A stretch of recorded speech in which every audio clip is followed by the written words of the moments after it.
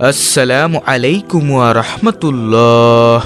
অজুর পর কষ্ট করে সাইয়্যিদুল ইস্তেগফারের ছোট্ট এই আমলটি করলে জীবনের সকল গুনাহই ক্ষমা হয়ে যাবে ইনশাআল্লাহ। প্রিয় দর্শক, আপনি কি আপনার গুনাহের জন্য চিন্তিত? চিন্তার কোনো কারণ নেই। আজকের এই আমলটি করুন, ইনশাআল্লাহ আপনার জীবনের সকল গুনাহই ক্ষমা হয়ে যাবে এবং পূর্ববর্তী গুনাহের সমপরিমাণ নেক আপনার আমলনামায় আল্লাহ রাব্বুল আলামিন যোগ করে দিবেন ইনশাআল্লাহ। কারণ এই সাইয়্যিদুল ইস্তেগফারের অনেক দাম। আমাদের রাসূল সাল্লাল্লাহু আলাইহি ওয়াসাল্লাম হাদিসের মধ্যে স্পষ্টভাবে বলেন, মানুষ মৃত্যুবরণ করে দুই সময়ে। যদি কোনো ব্যক্তি সকালবেলা একবার সাইয়্যিদুল ইস্তেগফারের আমলটি করে এবং সে যদি সন্ধ্যা হওয়ার আগেই মারা যায় তাহলে সে জান্নাতে যাবে। আবার কোনো ব্যক্তি যদি সন্ধ্যাবেলা একবার সাইয়্যিদুল ইস্তেগফার পাঠ করে সে যদি সকাল হওয়ার আগেই মারা যায় তবে সেও জান্নাতে যাবে। সুবহানাল্লাহ। প্রিয় দর্শক, এমনই একটি দামি আমলের নাম হলো সাইয়্যিদুল ইস্তেগফার। আমি বিশ্বাস করি প্রিয় দর্শক, যে ব্যক্তি সাইয়্যিদুল ইস্তেগফারকে ভালোবাসে, আল্লাহ তাআলাকে ভালোবাসে, নবী সাল্লাল্লাহু আলাইহি ওয়াসাল্লামকে ভালোবাসে এবং কবরের জিন্দেগিকে ভয় করে, সে আজকের ভিডিওটি সম্পূর্ণ দেখবে এবং এইখান থেকে এই আমলটি শিখে পরবর্তীতে সেও এই আমলটি করবে। ইনশাআল্লাহ তার জীবনের সকল গুনাহই ক্ষমা হয়ে যাবে। তো প্রিয় দর্শক, আজকের ভিডিওটি দুইটি পার্ট হবে। প্রথম পার্টে আলোচনা করব ইস্তেগফারের ফজিলত ও ইস্তেগফারের পুরস্কার, আর দ্বিতীয় পার্টে আলোচনা করব সে আমল সম্পর্কে। তো চলুন প্রথম পার্টে আলোচনা করি ইস্তেগফারের ফজিলত ও পুরস্কার সম্পর্কে। রাসূল সাল্লাল্লাহু আলাইহি ওয়াসাল্লাম বলেন, আমি প্রতিদিন ৭০ বারেরও অধিক তওবা ও ইস্তেগফার করি। একটিবার ভেবে দেখুন, যেই নবীর কোনো গুনাহ নেই সেই নবী যদি দৈনিক ৭০ বারেরও অধিক তওবা ইস্তেগফার করে, তাহলে আমাদের তো গুনাহের কোনো শেষই নেই। তাহলে আমাদের কি পরিমাণে ইস্তেগফার করা দরকার। হযরত আলী রাদিয়াল্লাহু তাআলা আনহুর দরবারে এক ব্যক্তিকে প্রশ্ন করলেন, হে আলী, এক ব্যক্তি সম্পর্কে যে ব্যক্তি গুনাহ করে ও তওবা করে, আবার গুনাহ করে, আবার তওবা করে, আবার গুনাহ করে, আবার তওবা করে, আবার তওবা ভেঙে আবার গুনাহের কাজ করে, আবার সে তওবা করে, ওই ব্যক্তির কি করণীয় হে আলী? তখন আলী রাদিয়াল্লাহু তাআলা আনহু বললেন, হে ভাই শোনো, ওই ব্যক্তির করণীয় হলো বারবার তওবা করতে থাকা। কারণ একসময় এই তওবা করার মাধ্যমে শয়তান ভেগে যাবে এবং শয়তান ভেগে গেলে সে অবশ্যই নেককার হয়ে যাবে। সুবহানাল্লাহ, আল্লাহু আকবার। প্রিয় দর্শক, সাহাবায়ে কেরাম বলেন, আমরা প্রত্যেক ফরজ সালাতের পর রাসূল সাল্লাল্লাহু আলাইহি ওয়াসাল্লামকে ৩ বার বলতে শুনেছি, আস্তাগফিরুল্লাহ, আস্তাগফিরুল্লাহ, আস্তাগফিরুল্লাহ। আরেকটি আমল বলে দেই, রাসূল সাল্লাল্লাহু আলাইহি ওয়াসাল্লাম প্রত্যেক ফরজ সালাতের পর একবার জোরে বলতেন, আল্লাহু আকবার। তাই এই ছোট্ট ইস্তেগফার আস্তাগফিরুল্লাহ ৩ বার প্রত্যেক ফরজ সালাতের পর পড়বেন এবং একবার আল্লাহু আকবার জোরে বলবেন। নবী সাল্লাল্লাহু আলাইহি ওয়াসাল্লাম বলেন, হে উম্মত, তোমরা যদি গুনাহ না করতে এবং গুনাহ করে সাথে সাথে আল্লাহর দরবারে ক্ষমা না চাইতে, তাহলে আল্লাহ রাব্বুল আলামিন এই পৃথিবী থেকে তোমাদেরকে উঠিয়ে নিয়ে যেতেন। এমন একদল জাতি এই দুনিয়াতে প্রেরণ করতেন যারা গুনাহও করত এবং সাথে সাথে তওবাও করত। সুপ্রিয় দর্শক, তো এই হাদিসের ব্যাখ্যাতে আমরা কি পেলাম?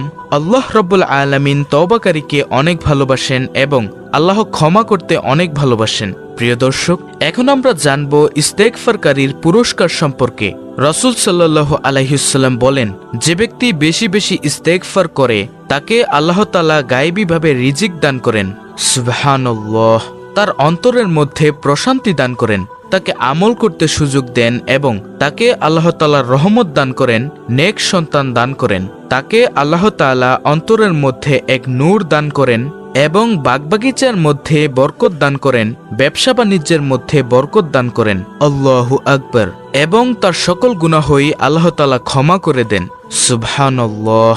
প্রিয় দর্শক, যে ব্যক্তি বেশি বেশি পরিমাণে ইস্তেগফার করে সে আল্লাহ তাআলার কাছে অনেক দামি এবং ফেরেশতাদের কাছেও অনেক দামি।